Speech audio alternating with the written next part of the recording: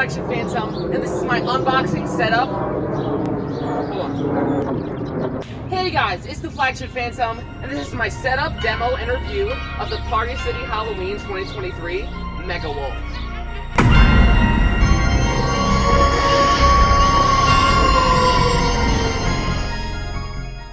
Okay, so as you guys saw there, this is not technically an unboxing because I don't really have the box, well, at least the box in good shape to do an unboxing for you guys. This guy is used, but I'm so excited to have him and give a review for you guys today. Now, I know I have not posted on my channel a lot recently. I've been really busy doing other stuff, but I'm so excited. Just got out of school, summer starting, so I'm gonna be doing a ton of Halloween content for you guys starting from here on out.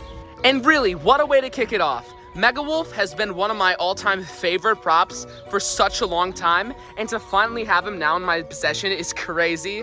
He's such an absolutely massive and outstanding prop, especially for retail. Got this guy just a few days ago, had to take a bit of a drive to get him. That's why I kind of had to undo the box here to fit him in the car. And while this guy technically is used, he was never actually used in a haunt. He was the floor model at a Party City, apparently. The only reason I know this is because he still has his price tag on, and I don't think anyone would really display it with the price tag on. Let's check out all of his parts. To start off, we got the head, absolutely massive piece, and his mouth and eyes move. We've got the two hands, all complete with real fur. We've got the, again, massive feet. His shirt with some nice detailing and rips in there. We've got the pants and massive hip loop. And two pieces of his absolutely massive base, and trust me, he needs all that support. We've got a few leg pulls here, one of them including the control box. We've got some form pieces, including his shoulders and foam, as well as his bottom. And surprisingly enough, I think this piece weighs more than any of the other pieces in Mega Wolf. It's super heavy duty. We got some poles and mechanisms that help make him drop down. Here we got some cotter pins. This guy needs so much support. We also got this huge guy wire right here, two of them. We got extra support poles for the base, two arms complete with foam, some framing for his back to make it look more full, two sandbags, an adapter, and then some instructions here. So without further delay, let's get this guy all put together. And to those of you who really wanted an unboxing, let's do a little 360 here. There we go. Let's connect the bases.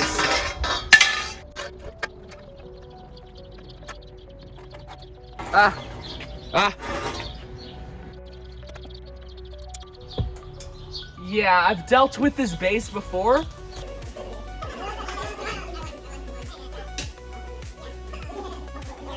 It is not very fun.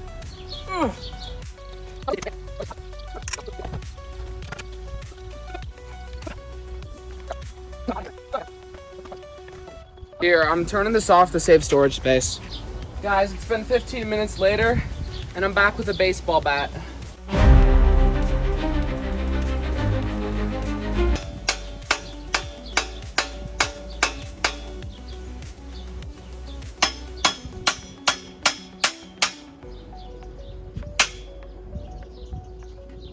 Perfect. Next, we add on the leg poles. C to C right here. I hate snap locks. Actually, no, I love snap locks. D to D.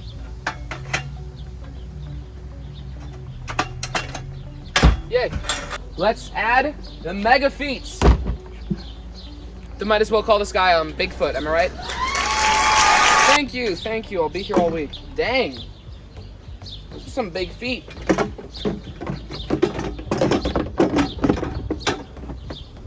This thing's already taller than my 5-year-old cousin. We got some more. There's a bee. Let's first connect the control box right here. It's got this weird metal piece on here for some reason. Probably to help with the form in some way. Ow. Yeah, it's definitely for the form of some kind. Wait, this is backwards. Right here. Wonder why they didn't do it on this leg. Oh. There we go, that's much better.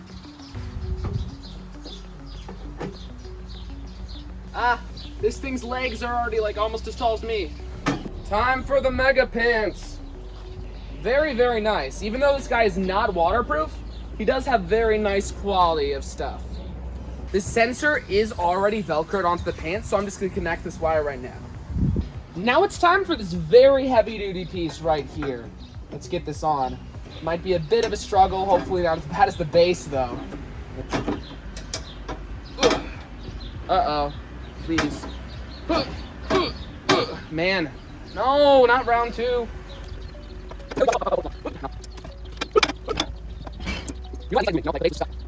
I think I got it this time. What if I start, wiggle it around? Hold on. Oh my gosh, so cool. I need to get this side in first, I think. What the heck? Bro, how did that happen? You know what? I don't mind snap locks. I mind when the snap locks do things like this. There. There, okay. But the thing is, like, zip ties don't, like, bounce around, even though they're annoying. It's the moment we've all been waiting for.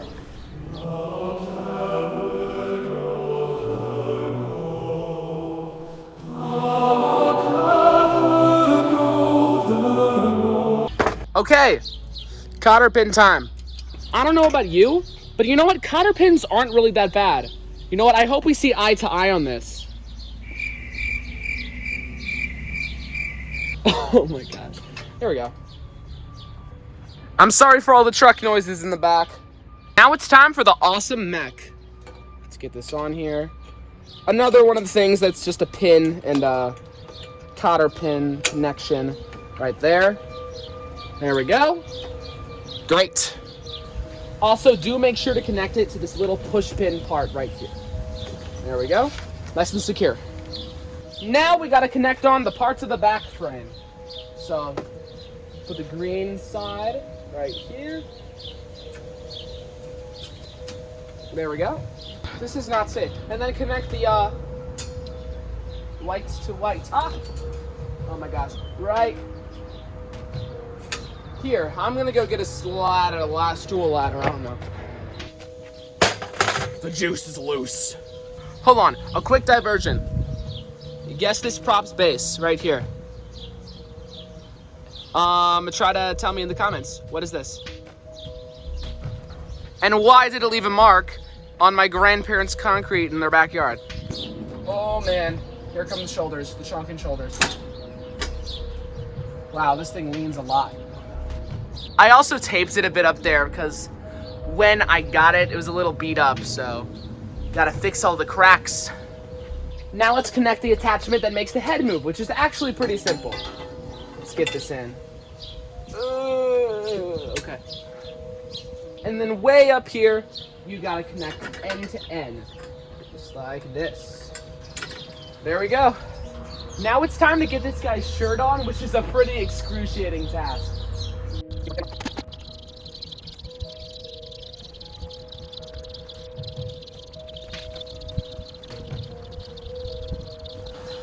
No!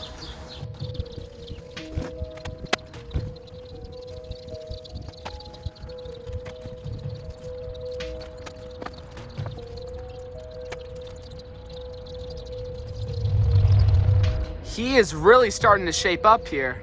Oh my gosh, time for the head. Yay. And I've heard you need to be very careful with this fur.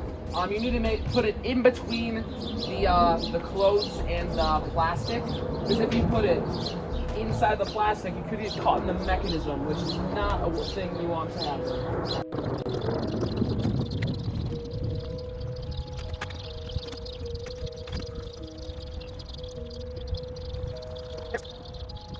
Now this next part might be a little hard to show, but I gotta get these arm pulls on somehow, so let me do that for you. Let's get this first arm pull on. I think that this is the arm that faces downward more, because the arms are not supposed to be in the same position, so. Good, let's go to the other arm. There we go, very nice. Let's snap lock on the hands. I'm glad they didn't use like some sort of plastic. Like how the 10-foot werewolf is at Home Depot. But this guy is much, much better, in my opinion. That's not right. This guy's cool, but he's so hard to set up. Not necessarily hard, like I know what I'm supposed to do, but it's just difficult to do the set of things. Ah, this hurts. It feels like raising your arm in like class and then just like waiting there for like 5 minutes because the teacher didn't answer your question. And you have to use both arms, but like I'm stuck using both arms in the first place, so like. And here's a side view, so it's just insane. And also like, this is me standing up. Like it's so big.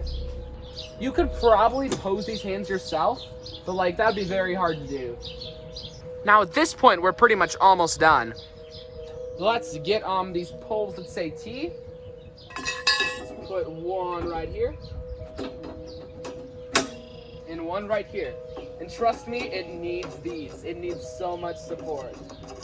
The base is already big as is, but it definitely needs this as well. Now let's connect some wires. I already got the sensor wire connected, but let's just take the one for the motor and then the one for the head. And this is actually pretty simple. This is all the wires it needs, unlike Cauldronus, which needs like a million. Now it's time for like my least favorite part of all props. Oh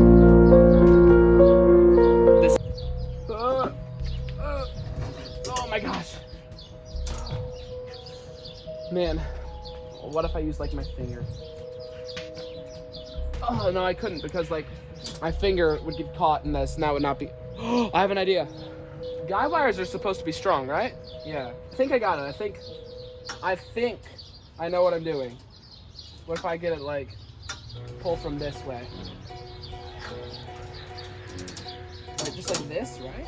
Perfect. We did it. Also, something very important. This wolf needs pants, so let's get these up here. Okay, so I think they're just prongs right here. Oh, this is too annoying. Okay, so both my phone and gimbal decided to die at the exact same time, so. Oh well, I made a really funny joke that I said I'm Sor, and then I said I am Sor, King of Asgard. It was really funny, but anyway. Now it's time to connect the guy wires. That's why there's these little holes in his pants. Now we just slide it through here. Oh my gosh, this is so annoying to do with one hand. I wish I had my gimbal back. And there's just like a little hook that it connects to right there. Just like that. I'm gonna do that to the other side too, but I'm not gonna record it since I have very limited recording skills right now. The reason I'm so frantic to record this and not just wait is because it's starting to get a little stormy outside and this guy cannot be outside in bad weather, so better hurry up. Then you gotta fill up the sandbags with sand and put it on the base, but I don't have any sand right now, so these tethers will just have to do. Now we just gotta open up this Velcro to access the control box, and then might as well just plug him in. Let's see him retract. There we go. You can hear it. See you guys in a second. Here is the demo.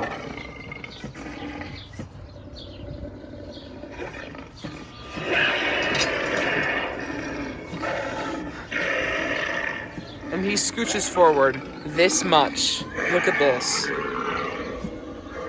That's like, this is crazy. He is so insane. Oh my gosh. Let's get a side view of this guy.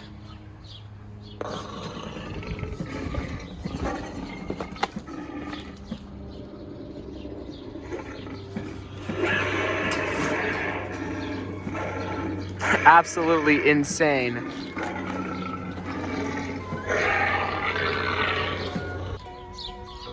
Anyways, what's to love of this guy? So many things. He is one of the most insane animatronics I have ever seen. Like, not just retail, but like professional too. Like, this thing is so big, you don't expect it as an average haunt goer just to like jump down at you. Cause on video it seems, oh, that's cool. But in person, he goes down so far. Like, this is me trying to touch his hand up there. I can't. This hand comes all the way down to my head. And it's just so crazy. And he will give the best jump scares, I bet, ever. I'm so excited to use him in my haunt. People will not be expecting this, especially from something this massive. It's insane. Another nice thing I love about him is that I feel like a lot of big props, their whole point is being big. But not this guy. Like, if this guy was like a smaller prop, he'd still be pretty cool. I love his audio. I love his looks completely. Techie did a great job on this one. Be quiet, bird. Anyway, this guy is just insane. So insane. There are only like 2 nitpicks I have. One, the clothing. It's kind of just like, I couldn't get it on the Velcro very good. It looks really stretched out. And like this, even though it's like connected like this, it'll still do like that, and that doesn't look so good, especially in like, this isn't even too windy out, but it's still going over there a little bit. And also his audio goes on just for a little bit too long before he jumps. I feel like if it's a small group, they won't get to see him jump from when he gets activated. They'll just like walk right past before he gets to do the final scare. But if it's a bigger group, it's actually pretty good because the people in the back get the scare, and usually the people in the back get the most scared. So super happy with this guy. Anyway, really glad to be back and making Halloween content. Even though my name is the Flagship Phantom, I will not be attending Flagship this year. Neither will most other people, because, yeah. What I will be attending, though, is Midwest Haunters Convention, which is really coming up fast. Not this weekend, but next weekend. Midwest Haunters Convention will be here in Rosemont, Illinois, just a little bit outside of Chicago. Super happy to be there. You can meet me there. And also, my haunt. Super excited to get my haunt going this year. I'm gonna start like right at the beginning of like July, super early. So stay tuned for that. I'll be making great videos about that, documenting it. And anyway, guys, this has been the Flagship Phantom and Mega Wolf, and I'll see you guys next time. Bye.